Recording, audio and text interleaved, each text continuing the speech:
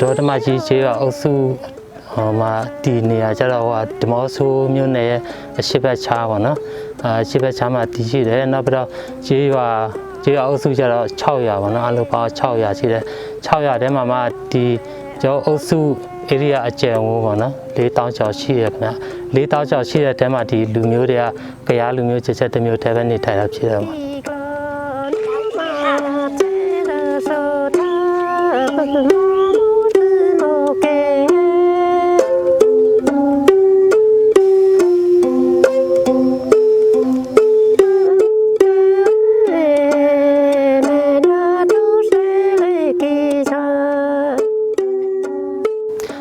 ဆိုဒီမှာကျောင်း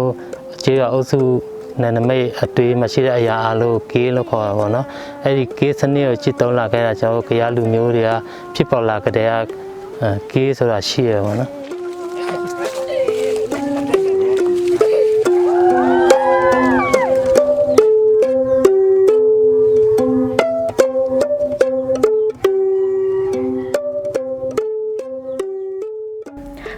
1948ခုနှစ်ကရင်နီပြည်မြန်မာလူလာရေးနဲ့သူမြန်မာပြည်ထဲကိုမတွသွင်းခင်မှာကကျမတို့ကရင်နီပြည်ကိုမင်းကိုချင်းကိုစောဘွားနဲ့နေလာခဲ့ကြတယ်အဲ့ဒီမှာကီးစနစ်ဆိုရင်မှကျမတို့အုပ်ချုပ်လာခဲ့ကြတယ်ကီးလို့ပြောတဲ့နေရာမှာကြေးရွာပိုင်တဲ့နေမျိုးပြောတယ်ဆိုတော့ဒီတခါတီတီရဲ့ကြေးရွာတွေကပြပြဝဝနဲ့ကိုယ်တိုင်စီမ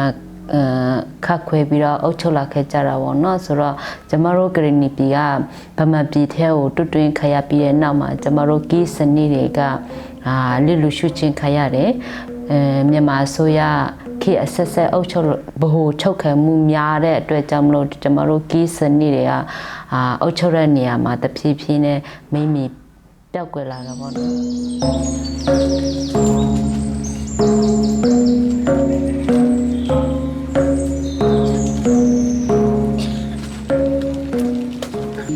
တိုင်းတာအလုံးကြည့်မယ်ဆိုရင်တော့သူရုံရနဲ့သူတလိမ့်နဲ့သူရှိကြတာပေါ့နော်ဆိုတော့ဒါနဲ့ကျမတို့ခရီးဒီထဲမှာကြည့်လို့ရှိရင်ကျမတို့ဒေါ်မကြီးထဲမှာကဒီတလိမ့်ထုံတာနဲ့ပတ်သက်လို့ရှိရင်တော့ကျမတို့ခိုင်ခိုင်မာမာရှိသေးတယ်ဆိုတော့တွေ့ရတာပေါ့နော်တိုင်းတာတလိမ့်ထုံတာမြေယာအုတ်ချုပ်ရေးစနစ်ပေါ်ထိုးရတဲ့ညွှန်ပြီးတော့ဒီ2016ခုနှစ်မှာကECDF ကနေပြီးတော့တိုင်းတာနယ်မြေအသွင်းမှာจิตတုံနေတဲ့တလိတ်ထုံတာမြေအုပ်ချုပ်ရေးစနစ်နဲ့ပတ်သက်ပြီးတော့သူတည်တနာတဆောင်ကိုပြုစုပြီးတော့ကျွန်တော်တို့တလိတ်ထုံတာဆိုပြီးမှအစင်ခါစားတစ်စောင်ထုတ်ဝေခဲ့တယ်အဲ့ဒီမှာလည်းသူတည်တနာလောက်တဲ့ထဲမှာလေတရမကြီးအပါဝင်လည်းပါခဲ့တာပေါ့နော်ဆိုတော့ဒီအစင်ခါစားထုတ်ပြီးတဲ့နောက်ပိုင်းမှာကဒီ2019ခုနှစ်ကနေစပြီးတော့တရမကြီးအုပ်စုအတွင်းမှာရှိတဲ့တရမကြီးကြီးရွာအုပ်စုအတွင်းမှာကကေးအုပ်ချုပ်ရေးစနစ်ဆိုပြလဲပေါ်ထွန်းရအတွက်ဆိုပြီးတော့ဒီကွေးစင်မတ်တာတည်ချင်းပြီးတော့ဒီတလိတ်ထုံနာမြေပုံရေးဆွဲခြင်းနဲ့နမိတ်တမချင်းဆိုပြီးမှစတင်ပြုစုလာခဲ့ကြတယ်အဲ့ဒီမှာကဒီ ECDF နဲ့ KWC ဝေထမ်းများနဲ့အတူပေါ့နော်ဒီ data မှာရှိတဲ့ကြေးရွာတီတီကြေးရွာသူကြေးရွာသားများကအတူတကွလက်တွဲပြီးတော့လုပ်ငန်းအကောင့်ထဲစတင်ပြီးတော့ပေါ်ခဲ့ကြတာပေါ့နော်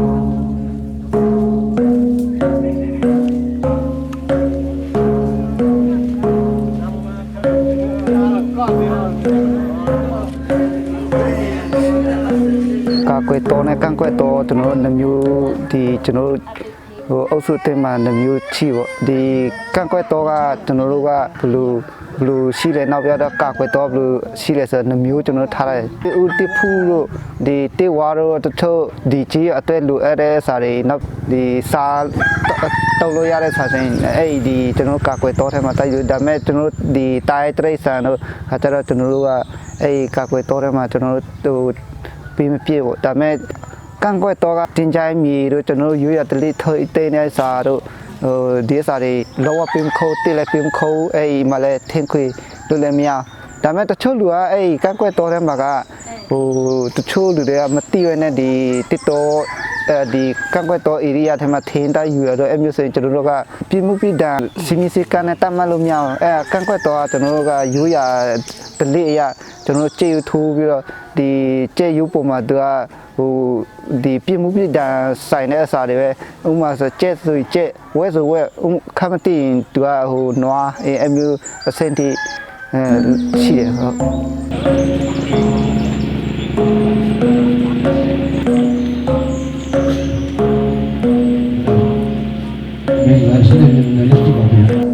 ီဒေါ်လာချာနဲ့ဒေါ်လာချာရောက်တဲ့ဒါ area ဝဒီဘက်ကတော့တော့ကဒီဒေါ်ချာရဲ့ဒီဘက်မှာဒီဘက်ကတော့ဖာဒီမှာနောက်ပြကျွန်တော်တို့တော့ဆော့ပြကဒီ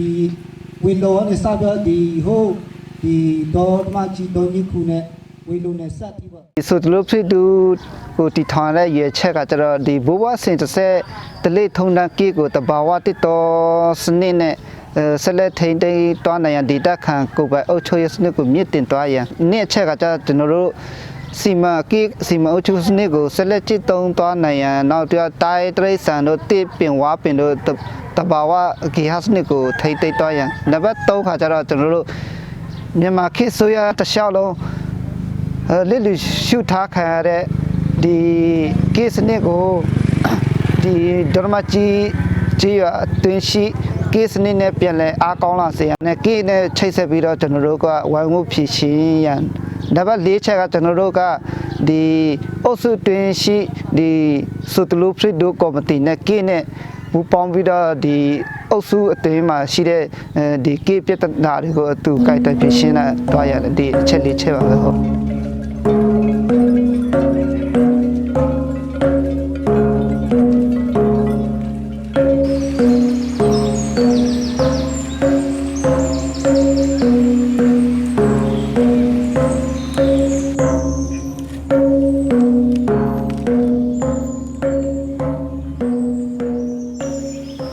ရွှေစမ်းချောင်းကနာမည်ကြီးတယ်ဆိုပြီးတော့မှလည်းကျွန်တော်တို့တအုပ်စုလုံးတိုင်းတာနဲ့အားလုံးဝိုင်းဝန်းပြီးတော့ထိုင်သိမ်းထားတဲ့ရွှေစမ်းချောင်းဖြစ်ပါတယ်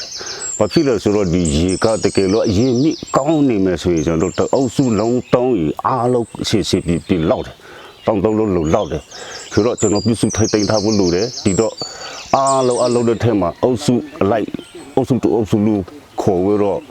အားလုံးဘုတ်ထိုင်ပြီးတော့မှဝိုင်းဝန်းထိုင်ကြရအောင်ဆိုပြီးတော့မှကျွန်တော်ဒီတောင်ထဲမှာချောင်းတစ်ဘေးမှာရှိတဲ့ဟာဒီဆိုမျိုးတောက်တော်ရဲတရိษံလေးရှိတယ်တိခွက်ပါးလေးအမျိုးတောင်ဖို့ရှိတဲ့ဒီတိပင်လေးတိဒီလေးရှိတယ်ဒီတော့မခုတ်တူရအောင်ကျွန်တော်အတွက်ရေမြင့်ဖြစ်နိုင်အောင်ရေရှည်တည်တတ်ခိုင်မြဲတဲ့စမ်းချောင်းတဲ့ချောင်းဖြစ်ဖို့ဆိုပြီးတော့မှအားလုံးကွန်တီဗီပြထားချင်းဖြစ်ပါ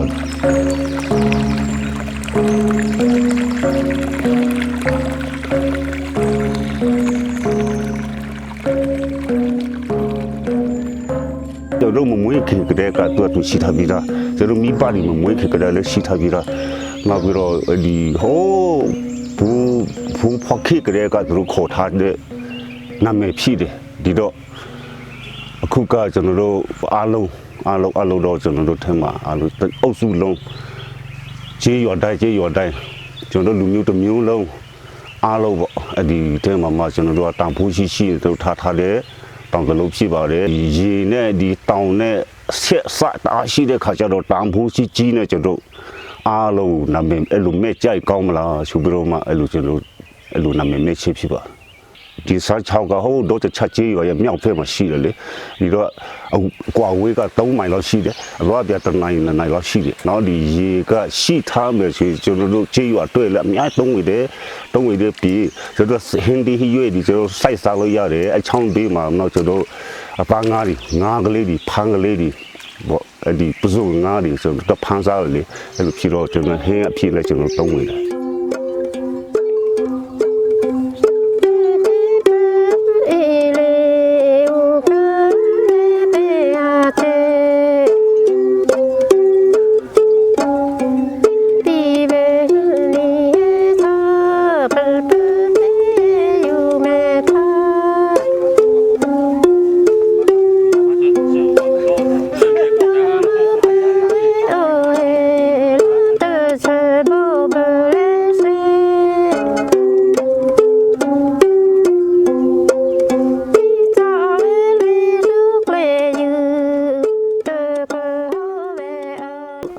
ချိုတလူ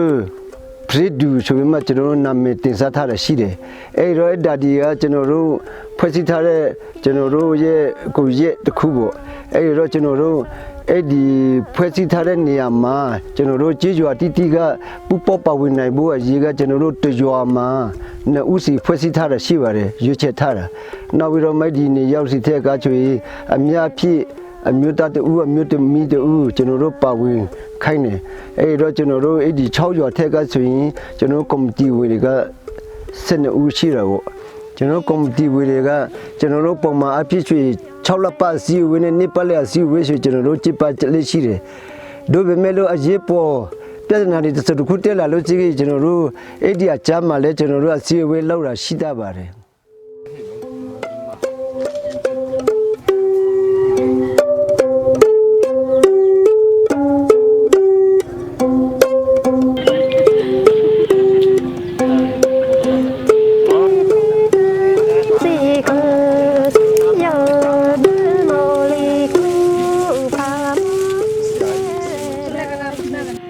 ဒလိလို့ကျွန်တော်ပြောရိုးရဒလိပေါ့နော်ဒီမျိုးနယ်စုလူမျိုးစု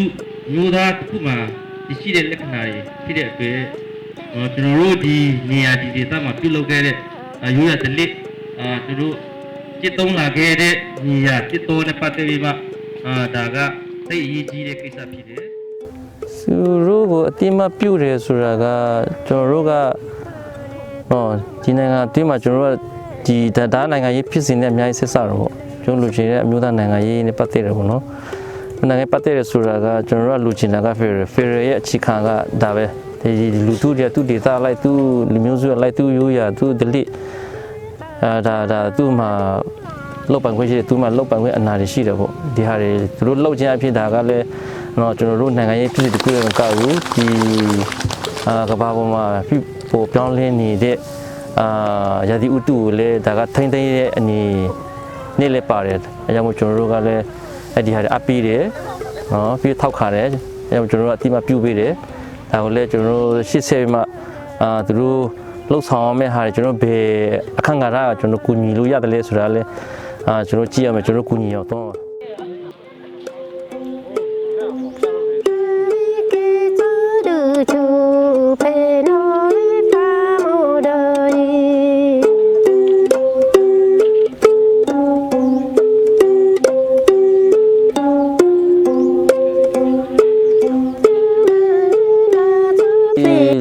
မျိုးကဒါပထမအချိန်ပဲတခြားနေရာကတော့လုံနေသေးပေါ့နော်လုံနေသေးဘယ်လိုပြောမလဲဒါကိုအကောင့်ထဲပေါ်ဖို့ဆိုတာသူတို့ကလည်းကြိုးစားနေကြတယ်ဒါပေမဲ့ဒီလိုအတိမပြုတ်ပွဲကြတော့ဒါပထမဆုံးအချိန်